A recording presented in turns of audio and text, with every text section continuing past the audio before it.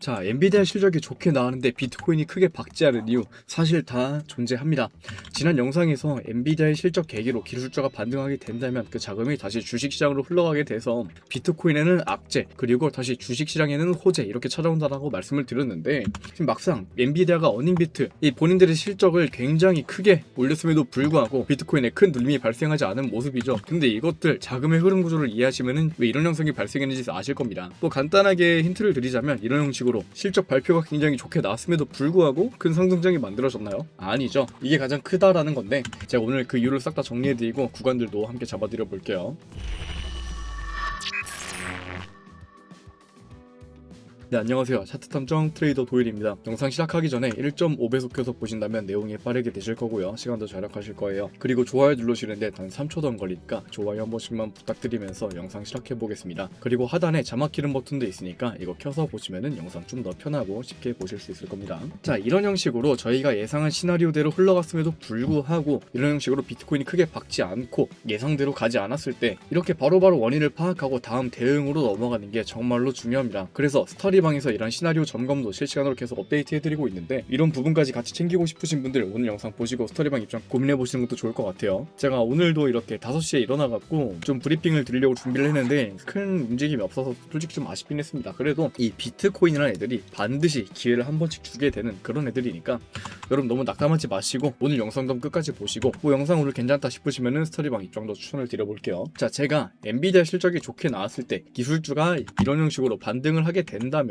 그와 함께 비트코인 차트는 악재로 발생하면서 비트코인의 자금이 이렇게 주식으로 흘러가게 된다라는 구조를 말씀을 드렸죠. 자, 근데 막상 엔비디아 실적 발표가 좋게 나왔음에도 불구하고 이렇게 주식시장이 크게 상승하지 않았다는 거, 지금 이것 때문에 자금의 유동성 흐름이 완전히 정상적으로 흘러가지 않았다는 겁니다. 뭐 엔비디아 실적 발표를 이렇게 보시게 된다면, 자, 지금 이와 같이 ESP도 2.22달러로 예상치를 훨씬 상회한 모습을 보여주고 있고, 매출액도 962억 달러를 달성하면서 920억 달러를 훌쩍 넘은 모습을 보여줍니다. 게다가 3분기에 가이던스도 1080억 달러로 예상을 하면서 예상가인 1039억을 완전히 웃돌았다는 것이죠. 또 데이터 센터의 매출도 생각보다 되게 잘 나오게 되었고요. 근데 정작 앞에서 말씀드렸던 것 같이 이 엔비디아의 주가 자체는 크게 상승하지 않았다는 겁니다. 실적 발표 당일 정규장에서 오히려 소폭 하락하게 되었고 시간의 거래에서도 약보합하는 수준을 보여줬습니다. 근데 사실 엔비디아는 이런 패턴이 굉장히 유명하긴 해요. 최근 실적에서도 예상치를 좀 많이 넘겼음에도 불구하고 주가는 빠지는 경우가 중간중간에 존재했었거든요. 뭐 이런 자리가 예시로 들 수 있겠네요. 5월 22일 날에 발생한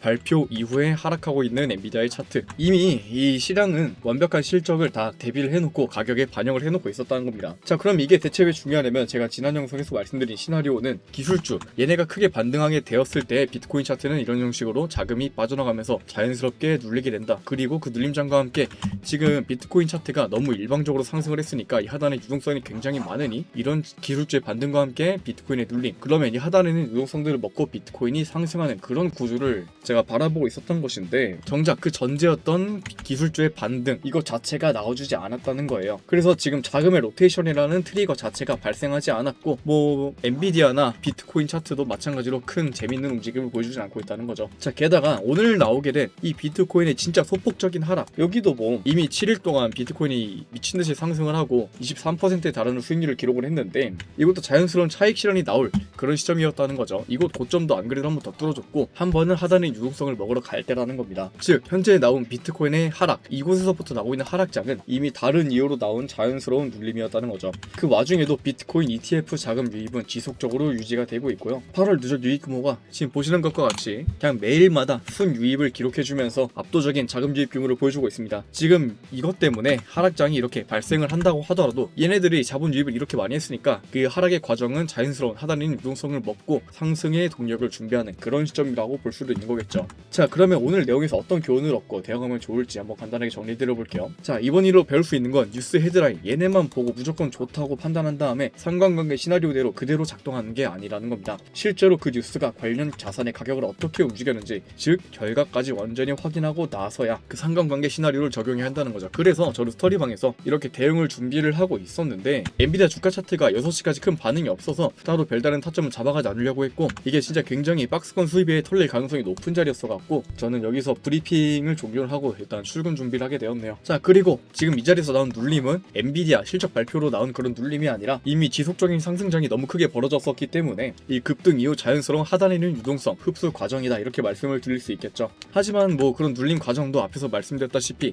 ETF의 유입이 아주 건재한 만큼 하단에 있는 유동성들을 먹고 가격을 올리려고 하는 세력의 의도적인 눌림, 즉 유동성 흡수 과정일 가능성이 높다는 거죠. 자, 그러면 이 엔비디아의 실적 발표가 끝났으니까 더 이상 이슈는 없는 거냐 이렇게 생각하실 수 있는데 아닙니다. 이 다음으로 바로 금요일 날에 연준 의장의 잭슨 홀 연설이 있게 되죠. 여기서 나오게 되는 금리 관련 발언이 다음 방향성을 정하는 트리거가 될 가능성이 굉장히 높은데, 아마 그 연준이 지속적으로 제가 과거 이런 말을 해드린 적이 있었죠. 얘네가 맨날 비둘기파 매파적 발언을 따라서 이런 차트가 굉장히 크게 흔들리게 되니까 이런 연설이나 기자회견에서 다음 금리를 예상할 수 있는 그런 발언은 좀 많이 삼가하고 대본에서 삭제한다는 그런 내용들을 한 적이 있어요. 그래서 아마도 이번에도 뭐 물가가 안 잡히면은 금리 그에 따라서 맞추게 된다라는 발언을 할 가능성이 굉장히 높긴 하지만, 그래도 정말 중요한 이슈로 작용하게 될 거니까 실시간으로 대응하면 정말로 좋겠죠. 자, 그럼 도일님, 지난 시나리오는 완전히 틀린 건가요? 이렇게 생각하실 수 있지만 솔직히 논리 자체가 틀렸다기보다는 기술적 반등이라는 조건 자체가 충족이 안 됐기 때문에 솔직히 좀 아쉬운 부분이긴 합니다. 이런 상관관계 논리는 항상 그 전제 조건이 실제로 충족이 되는지 확인을 하시고 충족이 됐는지 본 다음에 진입을 하셔야 됩니다. 애초에 비트코인의 눌림이라는 게 엔비디아 주가 상승이라는 트리거가 있었는데 그 트리거가 작동을 안 했으니까 이것도 눌림이 발생하지 않은 거예요. 그래서 여기서 타점을 함부로 진입하게 된다면 이 박스권 횡보장 안에서 털릴 가능성이 높으니까 타점도 진입하지 않는 거고요. 자, 이렇게 시나리오가 예상과 다르게 흘러갈 때 바로 원인을 재점검하고 다음 트리거인 잭슨 홀 연설까지 실시간으로 챙기는 부분은 유튜브 영상만으로 보고 따라오기에는 굉장히 어렵습니다. 그래서 이런 실시간 점검 스터디방에서 즉각적으로 바로 브리핑을 모두 드리고 있고요. 이거 돈 받고 파는 정보 절대로 아니고 저 유튜브 영상 구독 버튼만 눌러주시면 되니까 아직 구독 안 하신 분들 계시면 이번 기회에 구독 한번 눌러주시고 스터디방 입장도 해보시는 걸 추천드리겠습니다. 저희 스터디방 입장법 간단하게 설명을 드려볼게요. 저 유튜브 영상 하단에 보시게 된다면 여기 고정 댓글과 영상 설명란, 여기에 입장 링크가 존재하는데 만약에 모바일로 링크를 클릭하실 경우에 바로 문자 발송 화면으로 넘어가게 되고, 그럴 경우 전송 버튼만 딱 누르시게 된다. 그럼 모든 신청 조건은 만족이 된 거니까 더 빠르게 신청이 가능하시겠죠. 그리고 만약에 PC로 링크를 클릭하실 경우에 이런 구글 신청 폼으로 넘어가게 되는데, 그럴 경우에 실시간 관점, 스터디 불입장 신청, 체크박스 확인 후에 양식에 맞춰서 제출해 주시면 되고요. 뭐 이거 다르게 다른 프로모션도 이렇게 다양하게 진행을 하고 있으니까 입맛에 맞춰서 신청해 주시면 되겠습니다. 자, 그럼 오늘의 내용 간단하게 정리해 드려 볼게요. 엔비디아의 실적 자체는 좋았지만 주가 자체가 반응하지 않으면서 지난 영상에서 말씀드린 작은 로테이션 시나리오의 전제 조건이 완전하게 충족이 되지 않았고, 오늘 비트코인이 나온 이 소폭 하락은 실적과 무관하게 7일 급등 이후 차익 실현 때문에 나온 그런 흐름이라는 거죠. 자, 그럼 여기서 자리를 어디로 잡아야 되냐 싶으실 수 있지만